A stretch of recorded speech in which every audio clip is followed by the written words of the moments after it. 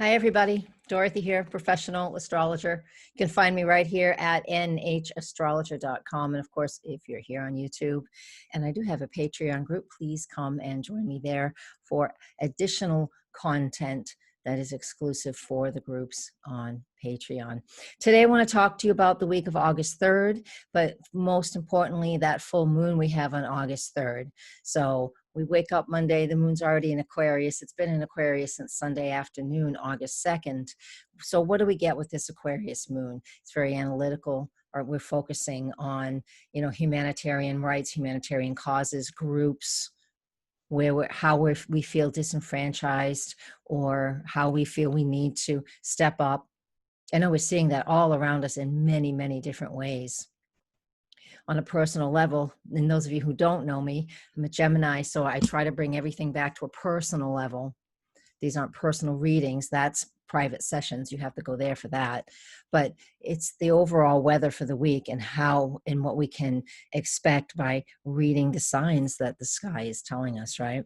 So what do you want to do with the full moon? Full moons are about illumination. And so the moon is that emotion, but in the sign that it's in, we have to work through that energy. So like I've just mentioned, the full moon in Aquarius will bring to our attention the causes that are important to us. Or personally, it's like, how do I feel like my freedoms are being taken away? Or do I need to step up and do something about that? It's all personal choices, but the full moon in Aquarius illuminates that and shows that to us, right? It shows us what it is and where we're feeling like we need a big change. The moon is those inner feelings as well. And the sun, which they're opposite each other, the sun represents the ego essence. Now, the reason I'm talking about this, and I want to share the screen with you. Here we are. I've taken out quite a few things here. This is not my typical chart, but I've taken out all different aspects and nothing extra in here right now, because I just want you to see the things I want to talk about just for Monday the 3rd. Like, here's that full moon. So again, we're going to be looking at, what's important for me and my own personal freedoms, if that even is a subject matter for me. Again, it will vary for all of us. But we also have the ruler of the sign of Aquarius. I'm a little astrology here. Is Uranus. This is the symbol for Uranus. He is also in a fixed sign. He's in Taurus, and he is at 90 degrees from both planets, from both the sun and the moon, which is called the midpoint. So the midpoint between two planets, especially the two luminaries, that's so important. My ego, my outer expression, and my moon, how I take care of myself. The middle placement of that Uranus right there in Taurus, what do we value? What do we love? How is that changing? There's no doubt there's so much going on. These last 6 months have stirred up so much. So much. And it is so uncomfortable. And that's what this whole aspect represents and is all about. So focus on, I'm going to stop my share right now. Focus on what looks important to you and what feels important to you. If you are somebody out there who is an activist and you love to go protest and get your energy behind certain causes, then this will inspire you even more. And if that's not you, but you still feel like you need to do something for yourself personally, this full moon with Uranus at the middle of both of these two planets is definitely here to give you that push and that help to step up to something that feels, like you really need to do something, and you really need to step up and, make a change in your life. Again, if you're an activist, you're going to go do it for others, and that makes you feel good. But not all of us are activists, right? Everybody's their own choice, their own person. So do it for yourself if that feels more comfortable for you. Stand up for a cause. Stand up for something that's important for you. All right, let me look at my notes. Hold on. On this day, and included in this full moon is, here, I'll show you this too. I'll share the screen one more time. Is we also have Mercury and Saturn in an opposition right here. There's lots of other things to talk about. Mars squaring all of this. Come to my Patreon group, and tier 3, we can really analyze these things a lot more. But right now, here on YouTube, we get this. Mercury in Cancer, just the very end of Cancer, right? So we're really, he's finally out of his shadow. We can finally, feel like we can talk about what's really important for us in regards to home and family and how we need to be cared for.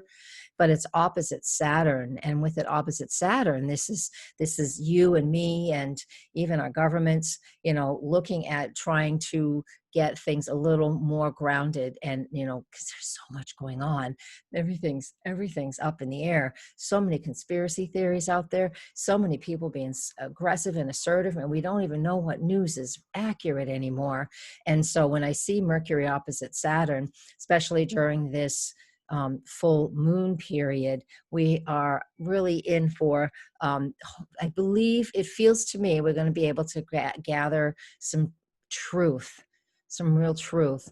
A lot of the stuff that the untruths will just go away and disappear. And I'm not talking about taking down accurate information. I just think some of the dust is going to settle when Mercury and Saturn are in opposition to each other like this. It gives them an opportunity we can really feel a lot more grounded. Later in the week, Mercury will move into the sign of Leo, and then we're going to be able to use that energy for more creative endeavors. And I'll talk about that. I'll stop my share. I'll talk about that in the Patreon group, and I will also talk about it if you're on my newsletter, because I have a free newsletter, and the written forecast is on my website. You can read lots of stuff there. So those are some of the things going on. That's how we start this week. I'm going to put this up on Thursday, July 30th. Is that where we're at today? Yes, it is. I should be driving to my vacation right now. I'm having a little bit of a difficult day. Well, it's not that bad, but it seems weird. For 25 years, this is the day almost all the time. Sometimes I'm a little earlier than this, a little later, but I go to this big event, and it's like everybody else, man, I'm missing some stuff, and it feels kind of weird. So what else do I want to talk about? There's a ton more. Again, come to my site. And, the other thing, let me just scoot ahead to August 7th, because on August 7th, Venus enters the sign of Cancer.